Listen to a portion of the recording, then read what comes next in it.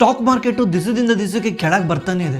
ಕಳೆದ ಒಂದು ವಾರದಲ್ಲೇನೆ ನಿಫ್ಟಿ ಸುಮಾರು 1000 ಪಾಯಿಂಟ್ ಕೆಳಗೆ ಬಂದಿದೆ. ಇವಾಗ ನಾವು ಶೂಟ್ ಮಾಡ್ತಿರೋ ದಿವಸ ಗುರುವಾರ. ಇವಾಗ ನಿಫ್ಟಿ ಸುಮಾರು 250 ಪಾಯಿಂಟ್ ಕೆಳಗೆ ಬಿದ್ದಿದೆ. ಆಕ್ಚುಲಿ ಸ್ಟಾಕ್ ಮಾರ್ಕೆಟ್ ಈ ಥರ ಮೇಲೆ ಕೆಳಗೆ ಹೋಗೋದು ಕಾಮನ್ನು. ಇದ್ರ ಬಗ್ಗೆ ನಾವು ಜಾಸ್ತಿ ತಲೆ ಕೆಡಿಸ್ಕೊಂಬಾರ್ದು. ಆದರೆ ಹೊಸದಾಗಿ ಸ್ಟಾಕ್ ಮಾರ್ಕೆಟಲ್ಲಿ ಇನ್ವೆಸ್ಟ್ ಆಗ್ಬೇಕಾದ್ರೆ ನಮ್ಗೆ ಈ ಥರ ಪ್ಯಾನಿಕ್ ಆಗೋದು ಕಾಮನ್ನು.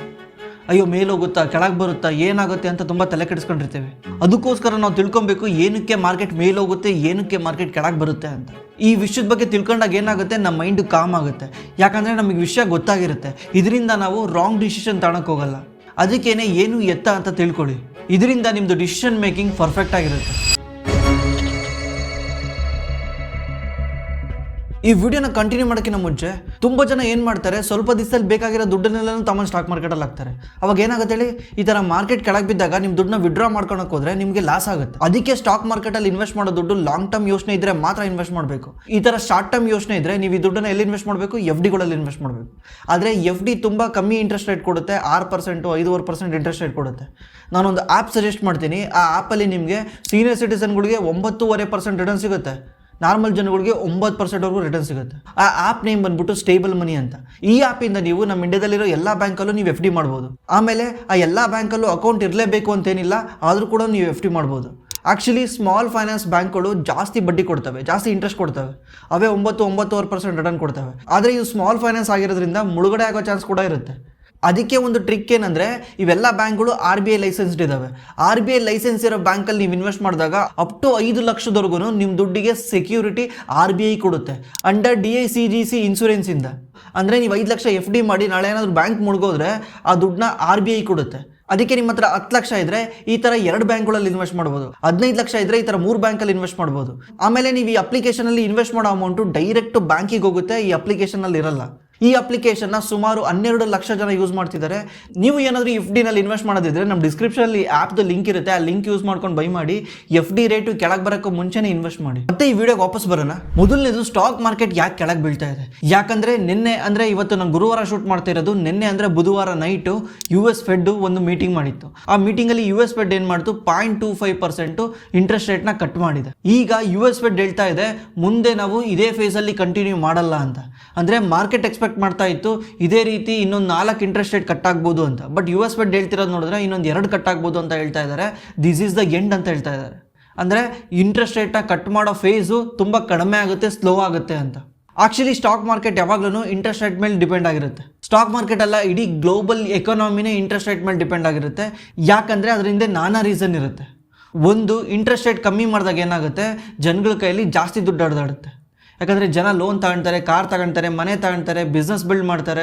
ಬಿಸ್ನೆಸ್ ಬಿಲ್ಡ್ ಮಾಡೋದ್ರಿಂದ ಎಂಪ್ಲಾಯ್ಮೆಂಟ್ ಜಾಸ್ತಿ ಕ್ರಿಯೇಟ್ ಆಗುತ್ತೆ. ಎಂಪ್ಲಾಯ್ಮೆಂಟ್ ಜಾಸ್ತಿ ಕ್ರಿಯೇಟ್ ಆಗೋದ್ರಿಂದ ಜನಗಳ ಕೈಲಿ ಮತ್ತೆ ದುಡ್ಡು ಸಿಗುತ್ತೆ. ಆ ದುಡ್ಡನ್ನ ಮತ್ತೆ ಹೋಗಿ ಸ್ಪೆಂಡ್ ಮಾಡ್ತಾರೆ. ಇದರಿಂದ ಮತ್ತೆ ವಾಪಸ್ ದುಡ್ಡು ಸ್ಟಾಕ್ ಮಾರ್ಕೆಟಿಗೆ ಬರುತ್ತೆ. ಅವಾಗ ಏನಾಗುತ್ತೆ, ಕಂಪ್ನಿಯ ಬೆಳವಣಿಗೆ ಆಗುತ್ತೆ, ಕಂಪ್ನಿಗೆ ಲಾಭ ಜಾಸ್ತಿ ಬರುತ್ತೆ. ಇದರಿಂದ ಶೇರ್ ಪ್ರೈಸ್ ಮೇಲೆ ಹೋಗುತ್ತೆ. ಇದೆಲ್ಲ ಆಗೋವರೆಗೂ ಸ್ಟಾಕ್ ಮಾರ್ಕೆಟ್ ಕಾಯ್ಕೊಂಡು ಕುಂತಿರಲ್ಲ. ಸ್ಟಾಕ್ ಮಾರ್ಕೆಟ್ಗೆ ಇಂಟ್ರೆಸ್ಟ್ ರೇಟ್ ಕಟ್ ಮಾಡ್ತಾರೆ ಅಂತ ಗೊತ್ತಾದ ತಕ್ಷಣ ಮೇಲೆ ಹೋಗುತ್ತೆ, ಇಂಟ್ರೆಸ್ಟ್ ರೇಟ್ ಕಟ್ ಮಾಡಲ್ಲ ಅಂತ ಗೊತ್ತಾದ ತಕ್ಷಣ ಕೆಳಗೆ ಬರುತ್ತೆ. ಹಾಗಿದ್ರೆ US ಇಂಟ್ರೆಸ್ಟ್ ರೇಟು ಯಾಕೆ ನಮ್ಮ ಇಂಡಿಯಾಗೆ ತುಂಬ ಇಂಪಾರ್ಟೆಂಟ್? ಯಾಕಂದರೆ ನಮ್ಮ ಇಂಡಿಯಾದಲ್ಲಿ ಮೋಸ್ಟ್ ಆಫ್ ದಿ ಇನ್ವೆಸ್ಟ್ಮೆಂಟ್ ಇರೋದು ಫಾರಿನ್ ಇನ್ವೆಸ್ಟರ್ಸ್ದು. ಅವ್ರದ್ದೆಲ್ಲರದ್ದು ದುಡ್ಡು ಆಲ್ಮೋಸ್ಟ್ ಅಮೆರಿಕಾದಲ್ಲೇ ಇರೋದು. ಅಂದರೆ ಅವ್ರು ಸಿಂಗಾಪುರ್ ಥ್ರೂ ಬಂದಿರ್ತಾರೆ, ಮೊರಿಷಿಯಸ್ ಥ್ರೂ ಬಂದಿರ್ತಾರೆ. ಬಟ್ ಬೇಸ್ ಅಂದರೆ ಯಾವುದ್ರಲ್ಲಿ ಹೇಳಿ, ಡಾಲರಲ್ಲೇ ಇರುತ್ತೆ. ಅಮೆರಿಕ ಯಾವಾಗ ಇಂಟ್ರೆಸ್ಟ್ ರೇಟ್ನ ಕಟ್ ಮಾಡಲ್ಲ ಅಂತ ಗೊತ್ತಾಗುತ್ತೆ, ಆವಾಗ ಇಲ್ಲಿದ್ದಂಥ ದುಡ್ಡನ್ನ ತಗೊಂಡೋಗಿ ಅಮೆರಿಕಾದಲ್ಲಿ ತಗೊಂಡೋಗ್ತಾರೆ. ಅಮೆರಿಕನ್ ಸ್ಟಾಕ್ ಮಾರ್ಕೆಟಲ್ಲ, ಅಮೆರಿಕನ್ ಬಾಂಡ್ ಮಾರ್ಕೆಟಲ್ಲಿ. ಈ ಕರೆಂಟ್ಲಿ ಅಮೆರಿಕನ್ ಬಾಂಡಲ್ಲಿ ರಿಟರ್ನ್ ಸಿಗ್ತಾ ಇರೋದು 4.25 to 4.5%. ಮುಂಚೆ ಇದು 4.5 to 4.75 ಇತ್ತು. ಈಗ 25 ಕಟ್ ಮಾಡಿದೆ, ಈಗ 4.5 ಬಂದಿದೆ. ಇದು ತುಂಬ ಕಮ್ಮಿ ಅಂತ ನಿಮ್ಗೆ ಅನಿಸ್ಬೋದು. ಅಯ್ಯ 4.25% ಹೋಗಿ ಇಷ್ಟೊಂದೆಲ್ಲ ಯಾಕೆ ಇನ್ವೆಸ್ಟ್ ಮಾಡ್ತಾರೆ ಅಂತ ಅನಿಸ್ಬೋದು. ಬಟ್ ಅವರಿಗೆ ಅದೇ ದೊಡ್ಡದು. ಯಾಕಂದರೆ ಅಮೆರಿಕ ಅಷ್ಟು ಸೇಫೆಸ್ಟ್ ಕಂಟ್ರಿ ಜಗತ್ತಲ್ಲೇ ಯಾವುದೂ ಇಲ್ಲ. ಅದಕ್ಕೆ ತುಂಬ ಜನ ಅವ್ರ ದುಡ್ಡನ್ನ ಅಮೆರಿಕದಲ್ಲಿ ಇಡೋಕ್ಕೆ ಇಷ್ಟಪಡ್ತಾರೆ. ಗೋಲ್ಡಲ್ಲಿ ಕೂಡ ಇಡೋಕ್ಕೆ ಇಷ್ಟಪಡಲ್ಲ. ನೋಡಿ, ಅಮೆರಿಕ ನಿನ್ನೆ ಇಂಟ್ರೆಸ್ಟ್ ರೇಟ್ನ ಕಟ್ ಮಾಡಲ್ಲ ಅಂತ ಹೇಳಿದಾಗ ಗೋಲ್ಡ್ ಕೂಡ ಡೌನ್ ಆಯಿತು. ಯಾಕಂದರೆ ಗೋಲ್ಡಿಂದ ಸಮೇತ ವಿಡ್ರಾ ಮಾಡ್ಕೊಂಡು ತಗೊಂಡೋಗಿ ಬಾಂಡ್ ಮಾರ್ಕೆಟಲ್ಲಿ ಇನ್ವೆಸ್ಟ್ ಮಾಡ್ತಾರೆ. ಯಾಕಂದರೆ America is safest country to invest in the world ಅಂತ. ಹಾಗೆ ಅಮೆರಿಕದಲ್ಲಿ ಹಿಂದೆ ಏನೇನು ಪ್ರಾಬ್ಲಮ್ ಮಾಡಿದ್ರಲ್ಲ, ಅಂದರೆ 2000 ಇಸ್ವಿನಲ್ಲಿ ಏನು ಮಾಡಿದ್ರು, ಜನಗಳ ಕೈಯಲ್ಲಿ ದುಡ್ಡು ಕೊಟ್ಬಿಟ್ಟು $1,000-1,500 ಜನಗಳ ಕೈಲಿ ಹಾಕ್ಬಿಟ್ಟು ಮಿಸ್ಟೇಕ್ ಮಾಡಿದರು. ಇದರಿಂದ ಏನಾಯಿತು, ಜನಗಳು ಹೋಗಿ ಸುಮ್ಮನೆ ದುಡ್ಡನ್ನ ಖರ್ಚು ಮಾಡಿ ಅಲ್ಲಿ ಇನ್ಫ್ಲೇಷನ್ ಜಾಸ್ತಿ ಆಗಿತ್ತು. 40 ವರ್ಷದಲ್ಲೇ ಹೈಯೆಸ್ಟ್ ಇನ್ಫ್ಲೇಷನ್ ಆಗಿತ್ತು ಅಮೆರಿಕಾದಲ್ಲಿ. ಇದನ್ನು ಕಂಟ್ರೋಲ್ ಮಾಡಬೇಕಂತಲೇ ಫೆಡ್ ಏನು ಮಾಡ್ತು, 0% ಇಂಟ್ರೆಸ್ಟ್ ಇತ್ತು ಅಮೆರಿಕಾದಲ್ಲಿ. ಆಲ್ಮೋಸ್ಟ್ 0% to 0.5% ಅಷ್ಟೇ ಇತ್ತು. ಇದನ್ನು 5.5%ಗೆ ತಗೊಂಡೋಯ್ತು. ಅಂದರೆ ಸುಮಾರು 10 ಪಟ್ಟು ಮೇಲಕ್ಕೆ ತಗೊಂಡೋಯ್ತು. ಯಾಕಂದರೆ ಇನ್ಫ್ಲೇಷನ್ನ ಕಂಟ್ರೋಲ್ ಮಾಡೋಕ್ಕೆ. ಅಮೆರಿಕ 5% ಇಂಟ್ರೆಸ್ಟ್ ರೇಟಿಗೆ ತಗೊಂಡೋದ ತಕ್ಷಣ ಅಮೆರಿಕಾದಲ್ಲಿ ಎಕನಾಮಿಕ್ ಸ್ಲೋ ಡೌನ್ ಆಗಕ್ಕೆ ಸ್ಟಾರ್ಟ್ ಆಯಿತು. ಅಮೆರಿಕನ್ ಎಷ್ಟೋ ಬ್ಯಾಂಕ್ಗಳು ಮುಳುಗಕ್ಕೆ ಸ್ಟಾರ್ಟ್ ಆದವು. ಅವಾಗ ಏನು ಮಾಡ್ತು, ನಿಧಾನಕ್ಕೆ ಇಂಟ್ರೆಸ್ಟ್ ರೇಟ್ನ ಕಟ್ ಮಾಡ್ತು. 5.5ಇಂದ ಈಗ 4.5ಗೆ ತಗೊಂಬಂದಿದ್ದಾರೆ. ಆಲ್ಮೋಸ್ಟ್ 1% ಇಂಟ್ರೆಸ್ಟ್ ರೇಟ್ನ ಕಟ್ ಮಾಡಿದ್ದಾರೆ. ಇಷ್ಟಕ್ಕೇನೆ ಅಮೆರಿಕಾದಲ್ಲಿ ಆವಾಗಲೇ ಎಕನಾಮಿ ರಿಕವರಿ ಆಗಕ್ಕೆ ಸ್ಟಾರ್ಟ್ ಆಗ್ತಾ ಇದೆ. ಅಮೆರಿಕಾದಲ್ಲಿ ಇನ್ಫ್ಲೇಷನ್ ಕಂಟ್ರೋಲ್ ಆಗಕ್ಕೆ ಸ್ಟಾರ್ಟ್ ಆಗ್ತಾ ಇದೆ. ಇದರಿಂದ ಫೆಡ್ ಏನು ಮಾಡ್ತಾ ಇದೆ, ಇಂಟ್ರೆಸ್ಟ್ ರೇಟ್ ಕಟ್ ಮಾಡೋದನ್ನು ಕಮ್ಮಿ ಮಾಡ್ತೀನಿ, ಒಂದು ಸಲ ಏನಾದರೂ ಇಂಟ್ರೆಸ್ಟ್ ರೇಟ್ ಕಟ್ ಮಾಡೋದು ಫಾಸ್ಟ್ ಮಾಡಿಬಿಟ್ರೆ ಮತ್ತೆ ಇನ್ಫ್ಲೇಷನ್ ಮೇಲೆ ಹೋಗೋ ಚಾನ್ಸಸ್ ಇರುತ್ತೆ ಅಂತ ಹೇಳ್ತಾ ಇದೆ. ಈ ಜಸ್ಟ್ ಕಾಮೆಂಟ್ರಿಗೇನೆ ಮಾರ್ಕೆಟು ಆಲ್ರೆಡಿ ಆಂಟಿಸಿಪೇಟ್ ಮಾಡಿಬಿಟ್ಟಿದೆ ಇಂಟ್ರೆಸ್ಟ್ ರೇಟ್ ಕಟ್ ಮಾಡಲ್ಲ ಅಂತ. ಅದಕ್ಕೆ ತುಂಬ ದುಡ್ಡು ಹೊರಗಡೆ ಹೋಗ್ತಾ ಇದೆ. ನೀವು ನೋಡ್ತಿರ್ಬೋದು, 83 ರೂಪಾಯಿ ಇದ್ದ ಡಾಲರು ಈಗ 85 ಆಗಿದೆ. ಡಾಲರ್ ಪ್ರೈಸ್ ಯಾಕೆ ಮೇಲೆ ಕೆಳಗೆ ಹೋಗುತ್ತೆ? ಈಗ ಇಲ್ಲಿರೋ ಫಾರಿನ್ ಇನ್ವೆಸ್ಟರ್ಸು ಇವ್ರ ದುಡ್ಡನ್ನ ಹೊರಗೆ ತಗೊಂಡೋಗ್ಬೇಕು. ಹೊರಗೆ ತಗೊಂಡೋಗ್ಬೇಕಾದ್ರೆ ಹೆಂಗೆ ತಗೊಂಡೋಗ್ತಾರೆ? ಅವರು ಇಂಡಿಯನ್ ರುಪೀನ ಸೆಲ್ ಮಾಡಿ ಅಮೆರಿಕನ್ ಡಾಲರ್ನ ಬೈ ಮಾಡ್ತಾರೆ. ಯಾವ ವಸ್ತುನ ಸೆಲ್ ಮಾಡ್ತಾರೆ ಅದ್ರ ಪ್ರೈಸ್ ಕೆಳಗೆ ಬರುತ್ತೆ, ಯಾಕಂದರೆ ಅದು ಯಾರಿಗೂ ಬೇಕಾಗಿಲ್ಲ ಅಂತ ಅದ್ರ ವ್ಯಾಲ್ಯೂ ಕೆಳಗೆ ಬರುತ್ತೆ. ಯಾವುದನ್ನ ಜಾಸ್ತಿ ಬೈ ಮಾಡ್ತಾರೆ ಅದ್ರ ವ್ಯಾಲ್ಯೂ ಮೇಲಾಗುತ್ತೆ, ಬಿಕಾಸ್ ಎಲ್ಲರಿಗೂ ಅದು ಬೇಕಾಗಿದೆ. ಅದೇ ರೀತಿ ಇವತ್ತು US ಡಾಲರ್ ಬೈ ಮಾಡ್ತಿರೋದ್ರಿಂದ US ಡಾಲರ್ ಮೇಲೋಗ್ತಾ ಇದೆ, ರುಪಿ ಕೆಳಗೆ ಬರ್ತಾ ಇದೆ. ಇದು one of the main reason. Second reason ಏನಂದರೆ, ನಮ್ಮ ಇಂಡಿಯಾದಲ್ಲಿ ಟ್ರೇಡ್ ಡೆಫಿಸಿಟ್ ಜಾಸ್ತಿ ಆಗ್ತಾ ಇದೆ. ಸುಮಾರು $37 ಬಿಲಿಯನ್ ಟ್ರೇಡ್ ಡೆಫಿಸಿಟ್ ಆಗ್ತಾ ಇದೆ. ಇದು ಕಳೆದ 2 ವರ್ಷದಲ್ಲಿ ಇದೇ ಹೈಯೆಸ್ಟ್.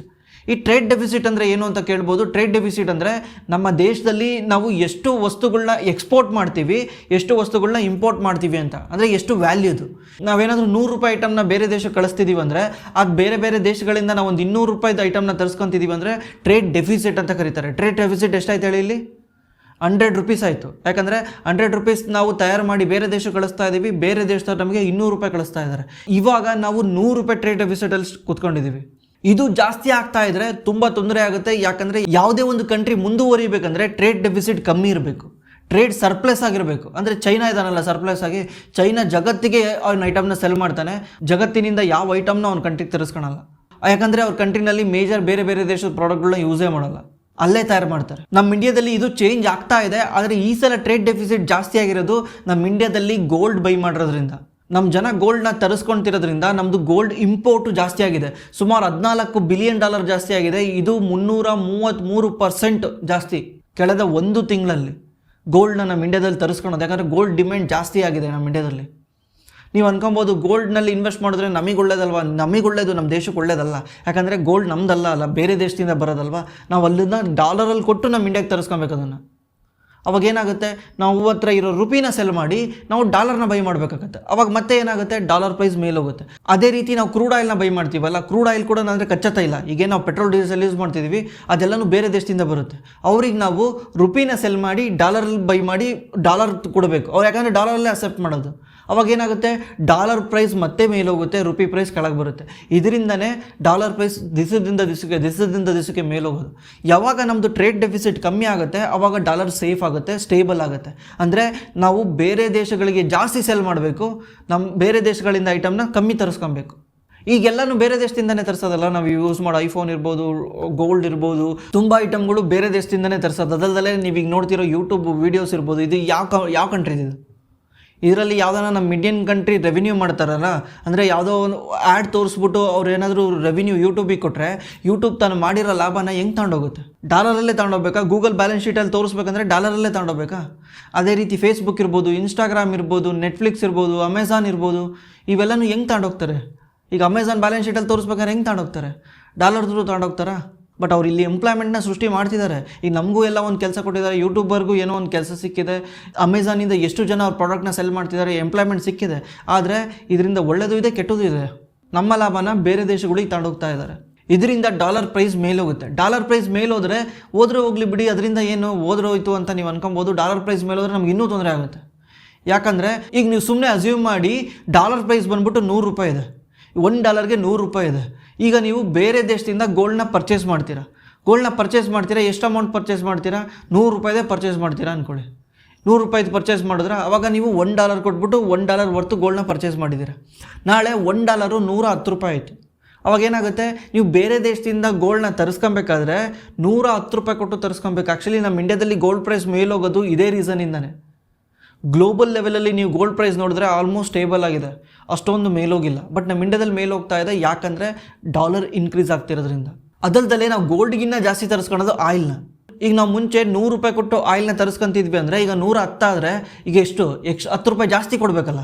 ಗ್ಲೋಬಲಲ್ಲಿ ಮಾತ್ರ ಆಯಿಲ್ ಪ್ರೈಸ್ ಜಾಸ್ತಿ ಆಗಿಲ್ಲ, ಬಟ್ ನಮ್ಮ ಇಂಡಿಯಾದಲ್ಲಿ ಡಾಲರ್ ಜಾಸ್ತಿ ಆಗಿರೋದ್ರಿಂದ ನಾವು ಜಾಸ್ತಿ ಕೊಟ್ಟು ತರಿಸ್ಕೊಬೇಕು.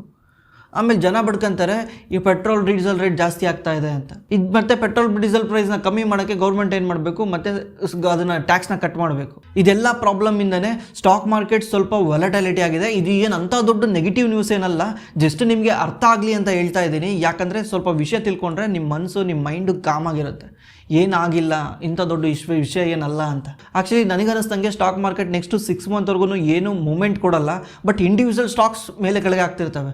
Stock market is a broader market. ಇದರಲ್ಲಿ ನಿಫ್ಟಿ 50 ಏನಿದಾವಲ್ಲ ಅದು ಮೇಲೆ ಹೋದ್ರೇ ಸ್ಟಾಕ್ ಮಾರ್ಕೆಟ್ ಮೇಲೆ ಹೋದಂಗಲ್ಲ.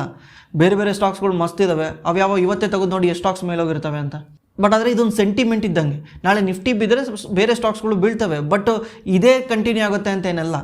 ಆಮೇಲೆ ಫೆಡ್ ಯಾವಾಗ ಇಂಟ್ರೆಸ್ಟ್ ರೇಟ್ನ ಕಟ್ ಮಾಡೋಕ್ಕೆ ಸ್ಟಾರ್ಟ್ ಮಾಡುತ್ತೆ ಅವಾಗ ಸ್ಟಾಕ್ ಮಾರ್ಕೆಟ್ ಮತ್ತೆ ಮೇಲೆ ಹೋಗೋಕ್ಕೆ ಸ್ಟಾರ್ಟ್ ಮಾಡುತ್ತೆ. ಬಟ್ ಅದು ಯಾವಾಗಂತ ಯಾರಿಗೂ ಗೊತ್ತಿಲ್ಲ. ಯಾಕಂದರೆ ಸ್ಟಾಕ್ ಮಾರ್ಕೆಟ್ ಯಾವಾಗಲೂ discounting machine, stock market discount ಮಾಡ್ತಾ ಇರುತ್ತೆ. ಎಕ್ಸಾಂಪಲ್ಗೆ ಹೇಳ್ಬೇಕಂದ್ರೆ ನಿನ್ನೆ ಫೆಡ್ 0.25 ಇಂಟ್ರೆಸ್ಟ್ ರೇಟ್ನ ಕಟ್ ಮಾಡ್ತು. ಇಂಟ್ರೆಸ್ಟ್ ರೇಟ್ ಕಟ್ ಮಾಡಿದ್ರೆ ಸ್ಟಾಕ್ ಮಾರ್ಕೆಟ್ ಮೇಲೆ ಹೋಗ್ಬೇಕು ತಾನೆ, ಮತ್ತು ಯಾಕೆ ಕೆಳಗೆ ಬಂದಿದೆ ಇವತ್ತು? ಯಾಕಂದರೆ ಯಾವಾಗಲೂ ಸ್ಟಾಕ್ ಮಾರ್ಕೆಟ್ ಏನು ಮಾಡುತ್ತೆ, ಫ್ಯೂಚರಲ್ಲಿ ಆಗೋವಂಥ ಇನ್ಸಿಡೆಂಟ್ನ ಮುಂಚೆನೇ ಪ್ರೈಸಿಂಗ್ ಮಾಡಿಬಿಡುತ್ತೆ. ಅಂದರೆ ಅದರಲ್ಲೆಲ್ಲ ಇರೋದು ನಾವೇ ಅಲ್ವಾ ಇನ್ವೆಸ್ಟರ್ಸ್. ಅಂದರೆ ಸ್ಟಾಕ್ ಮಾರ್ಕೆಟೇ ನಾವೆಲ್ಲ ಸೇರಿಕೊಂಡೇ ಮೇಲೆ ಕೆಳಗೆ ಮಾಡೋದಲ್ವಾ. ನಾವೇನು ಥಿಂಕ್ ಮಾಡ್ತೀವಿ, ಇಂಟ್ರೆಸ್ಟ್ ರೇಟ್ನ ಫೆಡ್ಡು ಕಟ್ ಮಾಡುತ್ತೆ ಅಂದರೆ ಅವಾಗ ಈ ಶೇರ್ ಪ್ರೈಸ್ ಇಷ್ಟು ಹೋಗ್ಬೋದು, ಅವಾಗ ಏನು ಮಾಡ್ತೀನಿ ನಾನು ಇಮಿಡಿಯೇಟ್ಲಿ ಬೈ ಮಾಡ್ತೀನಿ. ಅಲ್ಲಿವರೆಗೂ ಯಾರು ಕಾಯ್ಕೊಂಡು ಕೂತ್ಕೊಂಡು ನಾನು ಸುಮ್ಮ ಕೂತ್ಕೊಂಡ್ರು ಬೇರೆಯವ್ರು ಸುಮ್ಮ ಕೂತ್ಕೊಳ್ಳಲ್ಲ, ಅವ್ರು ಬೈ ಮಾಡಿರ್ತಾರೆ. ಅದಕ್ಕೆ ಏನು ಮಾಡ್ತಾರೆ, ಬೈ ಮಾಡಿಬಿಡ್ತಾರೆ. ಅದೇ ರೀತಿ ಫೆಡ್ ಯಾವಾಗ ಇಂಟ್ರೆಸ್ಟ್ ರೇಟ್ನ ಕಟ್ ಮಾಡುತ್ತೆ ಅವಾಗ ಮಾತ್ರ ಮಾರ್ಕೆಟ್ ಮೇಲೆ ಹೋಗಲ್ಲ. ಫೆಡ್ ಇಂಟ್ರೆಸ್ಟ್ ರೇಟ್ ಕಟ್ ಮಾಡುತ್ತೆ ಅನ್ನೋ ಒಂದು ಸುಳಿವು ಸಿಕ್ಕಿದ ತಕ್ಷಣ ಮಾರ್ಕೆಟ್ ಮೇಲೆ ಹೋಗುತ್ತೆ. ಅದು ನಮ್ಗೆ ಯಾರಿಗೂ ಗೊತ್ತಾಗಲ್ಲ, ನಾರ್ಮಲ್ ಜನಕ್ಕೆ. ಅದಕ್ಕೇ ನಾವೇನು ಮಾಡಬೇಕಂದ್ರೆ ಸುಮ್ಮನೆ ಇನ್ವೆಸ್ಟೆಡ್ ಆಗಿರಬೇಕು, ಇನ್ವೆಸ್ಟ್ ಮಾಡ್ತಾನೆ ಇರಬೇಕು. ಮಾರ್ಕೆಟ್ ಮೇಲೆ ಹೋಗುತ್ತೆ ಕೆಳಗೆ ಹೋಗುತ್ತೆ ಅಂತ ತಲೆ ಕೆಡಿಸ್ಕೊಂಡು ಕೂತ್ಕೊಬಾರ್ದು. End of the day market ಮೇಲೆ ಹೋಗಲೇಬೇಕು.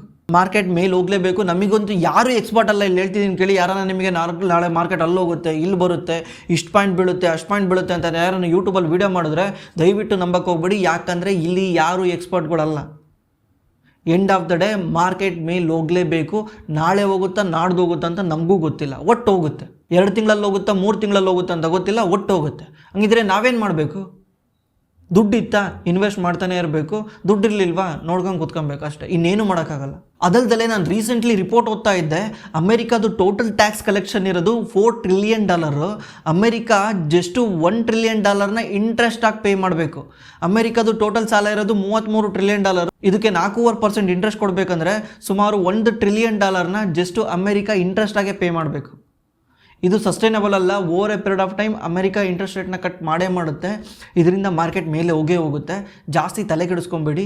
ಜಸ್ಟ್ ಇದನ್ನು ಇನ್ಫಾರ್ಮೇಷನ್ ಆಗಿ ತಿಳ್ಕೊಳ್ಳಿ. ಮಾರ್ಕೆಟ್ ಮೇಲೆ ಕೆಳಗೆ ಹೋಗೋದನ್ನು ಜಾಸ್ತಿ ತಲೆ ಕೆಡಿಸ್ಕೊಬೇಡಿ. ಈಗ ನಮ್ಮ ಕೆಲಸ ಅಲ್ವಾ, ನಾವು ಏನಕ್ಕೆ ಮಾರ್ಕೆಟ್ ಮೇಲೆ ಕೆಳಗೆ ಹೋಯ್ತು ಅನ್ನೋದು ಒಂದು ವಿಡಿಯೋ ಮಾಡಿ ಹೇಳಬೇಕು, ಜನಗಳಿಗೆ ತಿಳಿಸ್ಬೇಕು ಅನ್ನೋದು ನಮ್ಮ ಕೆಲಸ. ನೀವು ಇದನ್ನು ಜಸ್ಟ್ ಇನ್ಫಾರ್ಮೇಷನ್ ಆಗಿ ತಗೊಳ್ಳಿ. ಮಾರ್ಕೆಟ್ ಮೇಲೆ ಕೆಳಗೆ ಹೋಗೋದನ್ನು ಯಾವತ್ತೂ ಸೀರಿಯಸ್ ಆಗಿ ತೊಗೊಳ್ಬೇಡಿ. This is a part of life. Market ಇರೋದೇ ಹಿಂಗೆ, ಏನೂ ಮಾಡೋಕ್ಕಾಗಲ್ಲ ನಾವು. ಮಾರ್ಕೆಟ್ ಇರೋದೇ ಹಿಂಗೆ. ಬಿಕಾಸ್ ಹಿಂಗೆ ಇರೋದ್ರಿಂದನೇ ಮಾರ್ಕೆಟ್ ಜಾಸ್ತಿ ರಿಟರ್ನ್ ಕೊಡೋದು ಬೇರೆದಕ್ಕೆ ಕಂಪೇರ್ ಮಾಡಿದ್ರೆ. ಅನ್ಸರ್ಟನಿಟಿ ಎಲ್ಲಿರುತ್ತೆ ಅಲ್ಲೇ ಜಾಸ್ತಿ ರಿಟರ್ನ್ ಇರುತ್ತೆ. ಸರ್ಟನಿಟಿ ಎಲ್ಲಿರುತ್ತೆ ಅಲ್ಲಿ ರಿಟರ್ನ್ ಇರಲ್ಲ. ಗೊತ್ತು ಸರ್ಟನಿಟಿ ಅಂದ್ರೆ ಏನು? FDನಲ್ಲಿ ಇಟ್ಟರೆ 6% ರಿಟರ್ನ್ ಸಿಗುತ್ತೆ ಅಂತ ಗೊತ್ತು, ಆದರೆ 6% ಅಲ್ವಾ. ಸ್ಟಾಕ್ ಮಾರ್ಕೆಟಲ್ಲಿ ಎಷ್ಟು ಬೇಕಿರೋ ಸಿಗ್ಬೋದು. ಈ ವರ್ಷ 40% ಸಿಗ್ಬೋದು, 30% ಸಿಗ್ಬೋದು, ಏನೂ ಸಿಗ್ದಂಗೂ ಇರ್ಬೋದು. ಅನ್ಸರ್ಟನಿಟಿ ಇದು. ಎಲ್ಲಿ ಅನ್ಸರ್ಟನಿಟಿ ಇರುತ್ತೆ ಅಲ್ಲೇ ಜಾಸ್ತಿ ದುಡ್ಡು ಮಾಡೋಕ್ಕಾಗುತ್ತೆ. ಜಸ್ಟ್ ಲೈಕ್ ಬಿಸ್ನೆಸ್ ಇದ್ದಂಗೆ. ಬಿಸ್ನೆಸ್ಸಲ್ಲಿ ನಾಳೆ ವ್ಯಾಪಾರ ಆಗುತ್ತಾ ಇಲ್ಲ ಗೊತ್ತಿಲ್ಲ. ಅದೇ ಒಂದು ಜಾಬಲ್ಲಿ ಇಷ್ಟೇ ಸಂಬಳ ಬರುತ್ತೆ ಅಂತ ಗೊತ್ತಿದೆ. ಬಟ್ ಶ್ರೀಮಂತರ ಯಾರು ಜಗತ್ತಲ್ಲಿ ಅಂತ ಕೇಳಿದ್ರೆ ಏನು ಹೇಳ್ತಾರೆ? ಬಿಸ್ನೆಸ್ ಮ್ಯಾನ್ಗಳೇ ಶ್ರೀಮಂತರು. ಜಾಬ್ ಮಾಡೋರು ಯಾಕೆ ಶ್ರೀಮಂತರಿಲ್ಲ? Because they need certainty. Business man go with uncertainty. ಅನ್ಸರ್ಟನಿಟಿನಲ್ಲೇ ದುಡ್ಡಿರೋದು. ನೀವು ದುಡ್ಡು ಮಾಡಬೇಕಂದ್ರೆ ಅನ್ಸರ್ಟನಿಟಿನ ಒಪ್ಕೊಂಡ್ಲೇಬೇಕು.